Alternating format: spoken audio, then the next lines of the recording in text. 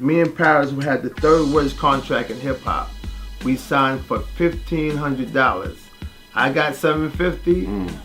He got $750. I took mine home, went shopping. I went to Marshalls. And I bought groceries for my mom. Nice. Gone. Nice. But me, Biz, and EPMD got the worst contracts in hip hop. But once we went #1 2 years in a row, we got #1 album. Nobody fucking with EPMD as far as sales is concerned. Russell knew something was up, and then Russell went to go audit Fresh Records, and then he signed us for $1.6 million in 1990, and then 91 we dropped. That's why Business Never Personal.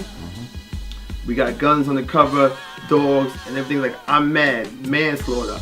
The titles were angry because we was angry for what had happened to us on the independent label. So we get that part off.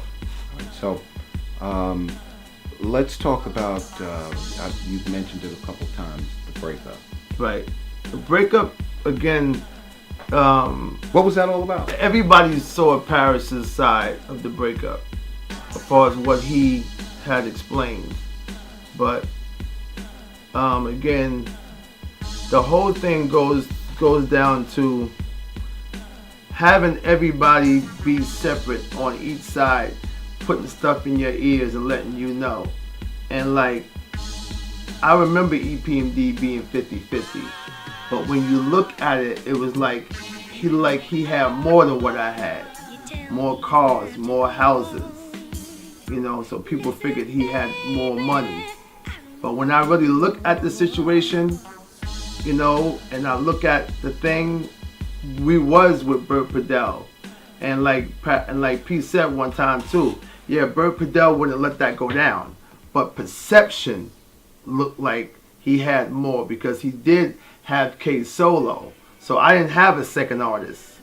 So even if he had EPMD, he still had another artist to make him be able to do that.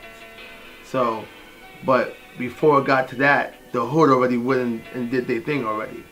Did it ever get physical? Nah, but I got locked up. They locked me up. Why'd you get locked up? Because they said that I did it. Like whatever that crime that was supposed to have been done, they put it on me and they came and got me. So we're talking Def Squad and Hit Squad now. Right. Well, Squadron when we were together. Okay.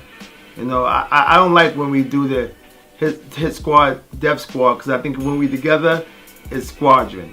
Unless it's the Hit Squad, Def Squad is only when if somebody say it in the rhyme or if this is how we do it. Because even when we did the thing at Best Buy, it was the Hit Squad. You know, I just said, fuck it, you want to use the name, use the original name because it sounds good. You know what I mean? But other than that, I know what the Def Squad is. He know what the Hit Squad is, and that's his situation. And RJ right now and them is going to be the new Hit Squad members for him. You know what I mean? But when me and P together, and we all together, it's the Squadron. No doubt, no doubt.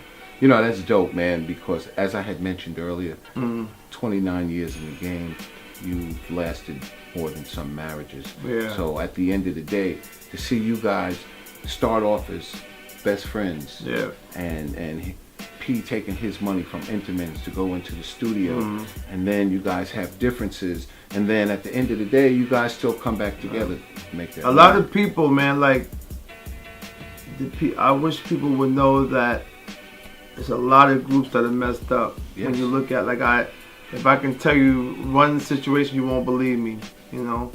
Slick Rick and Dougie, Naughty by Nature is, you know, before rest in peace to Phife Dawg and I mean, this is just some things in Erick being rock. Some things do not mend well. Yeah, I love this game, but I figured that it had kicked all of us out. You know, Pete Rock, Rockwaller, me, High Techs, you know, the Just Blazers, all of us that was so and so. Why do you think it kicked? Because the new young guy came in, that the South, whatever that trap or whatever that thing came in, there's no use for us. There was no use for a beat. There was no use for a rhyme. There was no use for none of us to be creative for what? They can make that shit in their sleep. They can do it with buttons. They can do it with numbers. They have programs, and they got what you were saying before. These packages. I can make a package and sit down there and just put a package in, and then press a key and say put in A or put it in C. It'll play it for me. So there's no need for you to buy Swiss. You know, when I used to see people's prices and seeing where they at now, I'm like, damn, I remember when the homeboy was 100,000 or 200. Nobody don't care. So none of us are around. When the last time you see a new producer that's around, except that's here getting it? Khaled is the only the DJ that is dominating, but all these other producers that you know about, we all gone. We all gone. You know, when you moved down to Atlanta, yeah, a lot of people. I could have did everything. A lot of people owned all of them. Yeah, that you were actually going to try and get away from that boom bap hard. Nah, I didn't get up on that because hip hop was still here. Right. Atlanta didn't have no sound. Well, I was still rocking. Jermaine Dupri, right? Was Jermaine? Jermaine was doing the crisscross, but it still was hip hop. But the sound wasn't changed yet. I was down there still getting it because after the group broke up, that's where I went to. Okay. To be like, yo, if they come and get me, I'm gonna be in Atlanta. Okay. You know what I mean? But other than that, nah. When I went there, they was like, they couldn't believe I was there. Then I got a call from Tupac. I got a call from Face. I got a call from Short. They all just came like, yo, yeah, come down there, because it was the women. It was like 25-1. Shout out to my man Todd Short, aka Too Short. We used to bowl together in Oakland. Oh, okay, yeah. So history, so it wasn't about that. They was all at my rim shop trying to get me to sign them. Talk about that. Yeah, I told them on Ed Lover, they couldn't believe it. My rim shop used to be packed in the back. 112, Jagged Edge, but Outkast, Goody Mob, Usher Raymond, David Banner. I could go on and on. They was all at my rim shop. Tupac used to be in the front in the rim shop greeting people to come in. Nice. At my shop, I was the biggest thing. I made the front page of the Constitution. That's why when Jack Fuller was saying, yo, who making that Atlanta story?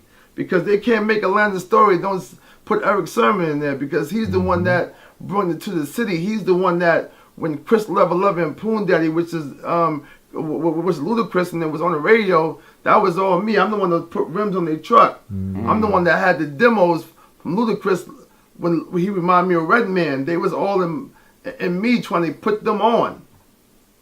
All that. Them people came to Atlanta because they saw me on the Source magazine. So Short and it was like, yo, I'm coming. That's what's up.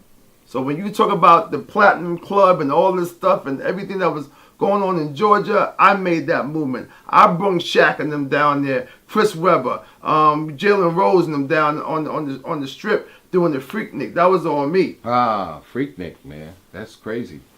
Yeah, Freaknik used to do But that. people just forget. But the OGs and T.I. and them will tell you, yo, no, that was all Erick, man. Erick opened up ATL here. That's what's up. And in Dallas, Austin and stuff, that and all that type of stuff, the whole nine, when I was out there, because I was going with Left Eye then. Okay. And that's how I met Illegal, Jamal and them. All right. Because Left Eye had Jamal and Illegal. So I was with them. Dropping knowledge, dropping history. That's what it is. That's what it is.